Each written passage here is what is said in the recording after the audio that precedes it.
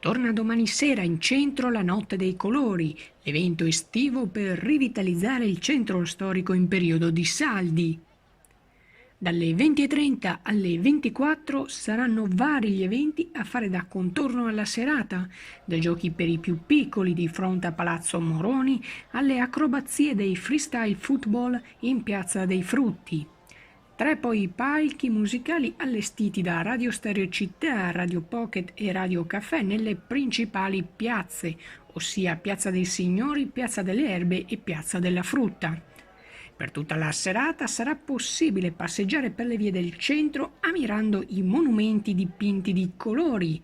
Ad essere illuminati saranno la Torre degli Anziani, Palazzo Moroni, il Palazzo della Ragione in entrambi i lati, il tunnel del Sottosalone che collega le due piazze, Piazza della Frutta e Piazza delle Erbe, Caffè Pedrocchi dal lato dei Leoni, Porta Altinate, il Palazzo del Capitanio e la Torre dell'Orologio, il Palazzo della Gran Guardia e la Chiesa di San Clemente.